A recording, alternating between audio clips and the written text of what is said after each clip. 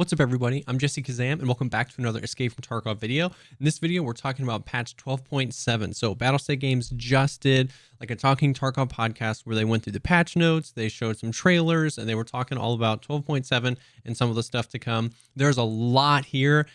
I would say a lot more content is coming than even came with the wipes. So this is going to be super exciting. So we're going to dive through that, look through the patch notes. I stream Escape from Tarkov on Twitch. All my links will be down below. If you'd love to come by and say, hey, I would love that. But with all that out of the way, let's go ahead and dive right in. So the patch notes are live, and I'll leave a link down below, as well as they released like a trailer for 12.7 showing off some of the customs expansion, some of the shoreline stuff with the new boss. It's incredible. I highly recommend you go checking it out. But before then, there's even some stuff, before we get into the patch notes, there's even some stuff that they talked about that they kind of prefaced this all with, which is super cool. So they said 12.7 from their end is almost like mainly like a fixed patch with a ton of content. It's got a lot of content, so it's kind of both. So a lot of like bug fixes and stuff are coming along with that, not just the new content. One of the things that is important that he noted, they're actually switching over to mainly developing the game. They've been fighting cheaters and RMT a lot, and they really are sinking back into a rhythm where they're able to develop the game again. And he was saying they're super excited about that. They're obviously not stopping that fight, but a lot of the stuff that they've done has, I guess, helped on the back end. That's what he was talking about, but I'm super excited. He continues to warn everybody, don't cheat, don't buy rubles, don't do anything. You will be banned. Another quick note on that is he said that they're logging basically everything on the back end now, every raid, every flea market transaction, everything. So if you use an exploit that isn't super popular yet, and then maybe it becomes popular and they can find that, they can look back and see who's done those things in the past. That's kind of what made it sound like. So just play the game fair. That's the lesson there. So let's dive into the patch notes. There's so much happening here. Of course, you could read through these yourself. What I'm going to do is kind of try and bring some context of what they talked about in the podcast to some of these things, and then we'll skip over some of the stuff that's not as important. So hopefully this will kind of like give you an even more bigger understanding than just reading through the patch notes. The customs expansion, there's a lot of new stuff. I highly recommend you watch that trailer. It almost looks like an entirely new map. There's so much stuff. I'm sure there's Easter eggs in there that we can find, but customs is going to be crazy. There's the new like mounted machine guns and stuff like that are going to be there. A ton of new environments. They've talked about new loot, new spawns for Reshala. It looks incredible. I'm super excited to get my hands on that. The new scav boss, which we knew about, the Sanitar, formerly worked at Terror Group and all that stuff. He's going to be on Shoreline. In the trailer, it looked like they put him in the cottage area, down by the pier and the lighthouse, and even potentially in or around the resort. He's going to be hard to kill because of all the medical supplies that he has. They're bringing in 6 new stims, which we'll talk about in a little bit, that he'll be able to use. He'll even be able to perform surgery on himself and tourniquets and all sorts of stuff. So some advanced medical stuff with him. I'm super excited. I love that each boss is different. They're not just guys with big guns, that Rashala's got his goons, Kill is armored up, and he's got the real big weapon. Gluhar has like 6 people, and the Sanitar is going to be like a more medical focused one. So I love that. New quests on Shoreline, they didn't talk too much about it. He just kind of said that they were fine. I think it'll be, kill the boss and maybe go to this place. Like, I don't imagine they're going to be crazy, but it'll nice to implement them into the next wipe and stuff. This one is huge. The system for reporting suspicious players, unacceptable nicknames, and bug abusers on the post-match screen. So the way they made it sound is this isn't going to insta get somebody banned, but it is finally a way for us, without leaving the game and submitting a bug report or anything, to say, hey, stuff like the unacceptable names, that's so easy. We see that in the lobby all the time, and it's going to be really easy to just like send that in now, which is nice. So I'm sure this is a work in progress. I'm sure it's not going to be perfect when it's implemented, but we've been wanting this for a while, and here it is. They made a ton of improvements to bots and scavs. They can pick up items now. They behave differently when they see bodies. They can pick up second firearms now, which traditionally was one of the easiest ways to tell if there was a player scav, is if they had 2 weapons. Now they can do that and be firing multiple weapons. They can greet each other. They can eat and drink now. They can check mags. So the AI is going to feel a lot more lifelike, which is awesome, and hopefully make it not as easy to tell between a scav and a player scav. That'll just make the gameplay a little bit more dynamic. They can check if a friend or a foe by aiming at them. So now even regular scavs will potentially aim at you without the intention to shoot. They're just waiting to see if you aim back. So the scav massacre is going to be huge. I think it's going to make scav on scav violence a little worse, but their mechanics, it'll be cool to see them more lifelike. I think in the future they'll do stuff to incentivize player scavs to not shoot each other and stuff like that. But for right now, they're just trying to make their AI a lot more lifelike. AIs will be able to storm players in groups, which is cool. And they'll try to avoid dangerous places, and they can even sprint while patrolling. So once again, a lot of times if you see them sprinting, it's because it's either a player scav or it's because they're aiming at a actual person, but now they're just going to be sprinting around. 2 new weapons, the FN GL40 grenade launcher. So we've known grenade launchers were coming to the game for a long time. As of recently, over the past few months, he mentioned that it's at first going to be a handheld one, a standalone grenade launcher, and now we are actually getting it in the game with 12.7. So they showed it off a little bit. He said he's aware that everyone's worried that it's going to be super OP because of just the nature of it. They're saying that it's going to be expensive and the rounds are going to be expensive. It looked like from the devblog that you can kind of see it's purchasable from Peacekeeper. We'll wait to see if that's actually in the game, but it's going to be devastating. They're only using high explosive rounds right now. They're not doing smokes or anything yet, but he said they want to add that into the game eventually. It's going to be really interesting to see how this shakes up. I think they're excited, and a lot of the player base is really nervous. They're just going to assume all the time I'm just going to get, grenaded out of nowhere from this grenade launcher. We don't know, right? That's our job, is to test it out. They've made tons of changes in the past when things are OP, so we'll see how that happens. Another shotgun, the Mossberg 590A1, which seems cool. It seems like it's really modular. There's a bunch of ways that you can throw lasers and optics and stuff on there from what they showed. So that's going to be pretty cool. Just another shotgun. A bunch of new ammos to the game. 366 APM. This is a fictional ammo. This does not exist in real life because 366 is a civilian ammunition in Russia, and they're not allowed to make civilian ammunitions that are armor piercing, but he wants to balance out the 366 gun and that weapon platform and make it viable. So this AP ammo, he actually said it's going to be pretty cool, like 42 to 45 pen and I think he said 80 to 90 damage. That would actually be pretty close to meta. That would be pretty insane. New 45 ACP, Hydro Shock, which he said was an armor piercing round. Another note on the 45 ACP is that this isn't in the patch notes, I don't think, but there are some mods coming to the 1911. They were showing in the dev blog additional triggers and magazines and compensators and ways to mount optics and all sorts of stuff for the 1911, which is pretty cool. 2 new 9x19, so 9mm ammos. The Quake Maker, he said, would be high flesh damage. And the 7N31 is a real ammunition that people have been asking for a while, and it's armor piercing. He said it's going to be better than 9mm AP rounds. So 9mm is going to get another buff. It might be more viable now. A few more 45 ACP ammos. 7.62x51, 993. And then these are all the grenades that we're getting. So all high explosives, except for one is like a buckshot. This is a real round that they use with the 40mm grenades that shoots like a bunch of pellets, and they're bigger pellets. So it's going to be just like this devastating buckshot round.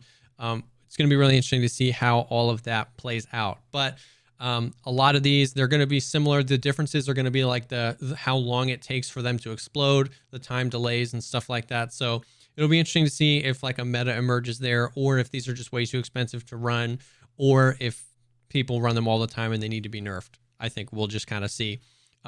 These are the 6 new stimulants that are coming with the Sanitar Scav Boss. It's unclear as of now is if you can only get these from him or if you'll be able to purchase some of these from Therapist. We'll see. It kind of looks like you'll only be able to get it from him, and then found in rate items can be put on the flea market. They didn't go through every single one, but they did show off a few of them, and some of them seem pretty crazy. There was a part where he actually went into a factory raid and took all of them, and I'm personally really excited about these because I love the stimulants, and I think they can add some cool aspects, but I'm a little nervous based on what they showed. Some really crazy strength stims where he was able to jump, almost like silly high, like really high, and jump up on top of stuff. I think that's going to be a little weird. Certain like painkillers or certain effects that lasted what looked like 1,800 seconds, which is a really, really long time.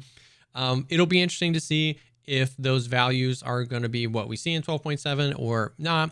The mule, I believe, based on the podcast, was a 50% extra carry weight, which would make the amount you could carry insane and for a decent amount of time as well. So it'll be really interesting to see the availability of these, how they all happen. I don't think we have an exact metrics for all of them yet, but they were showing them off a little bit, and it definitely is going to shift things around. People are going to be carrying some of these in their containers and doing some crazy stuff.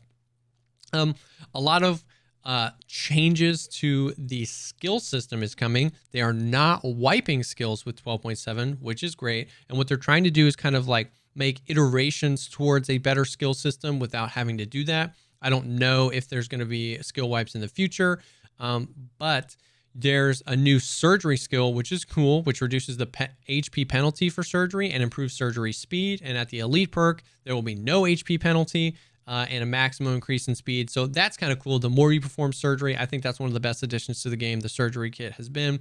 So the more you do that, the more you'll get better at it.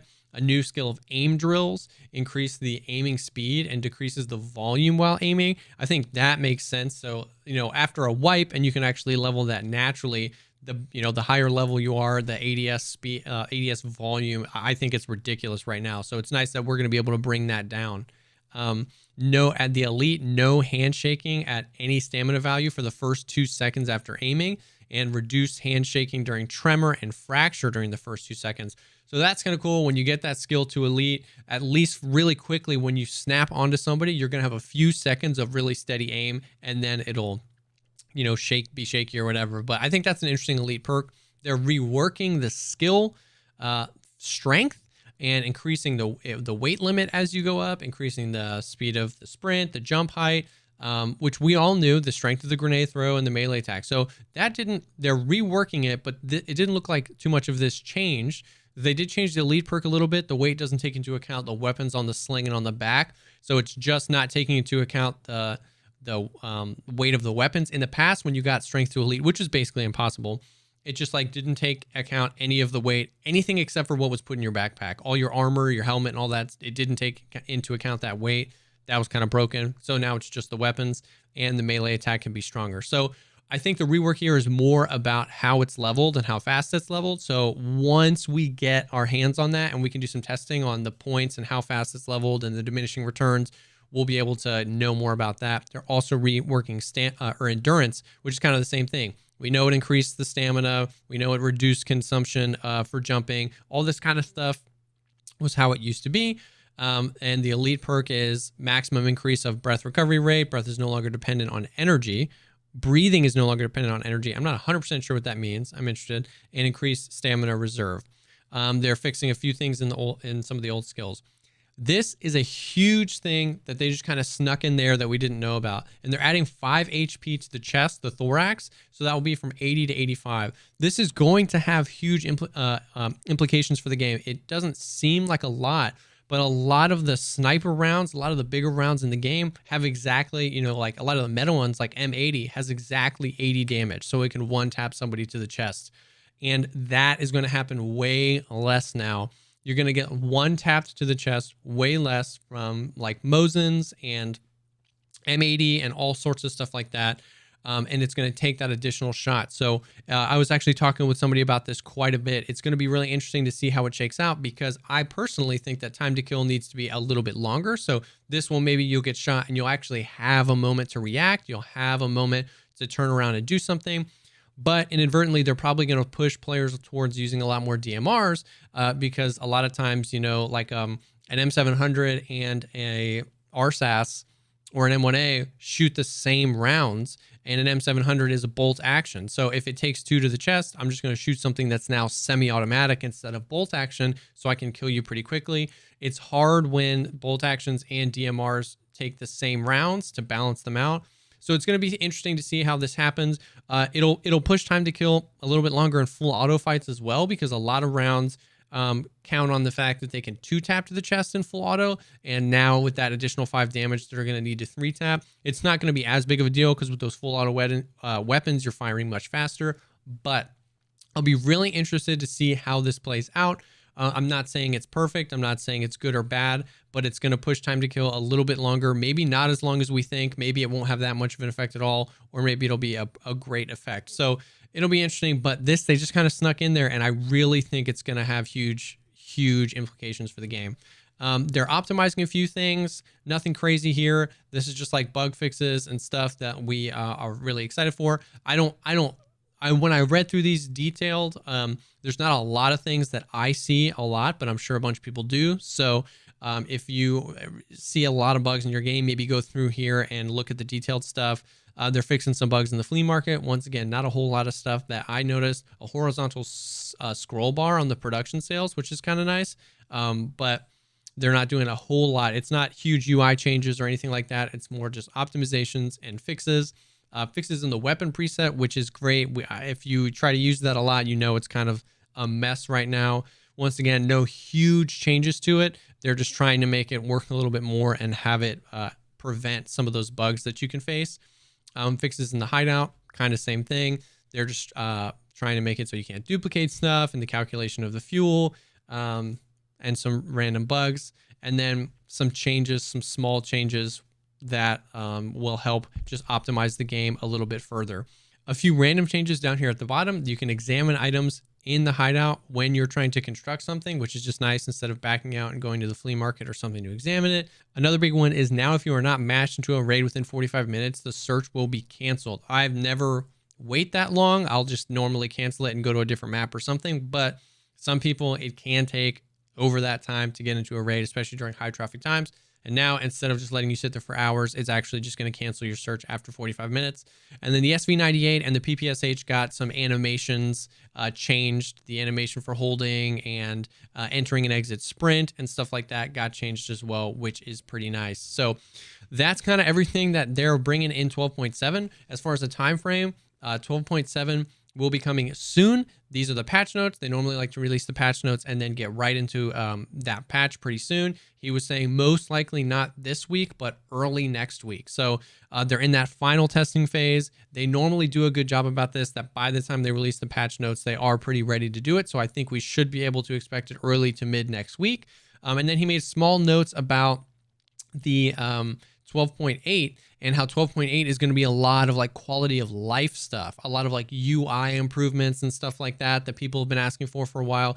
So that's cool. More content, more optimizations, but a focus for them is like the UI of the flea market and the UI of some other stuff, which I think will be cool too. No time frame on 12.8 or when the next wipe is going to be, or Streets of Tarkov. They did not talk about that. They were just talking about 12.7 and that kind of stuff. So I hope this helped. I hope that this brought a little bit more context to the patch notes if you weren't able to watch the devblog in a shorter amount of time. Thank y'all so much for checking this out, and I'm super, super excited for 12.7.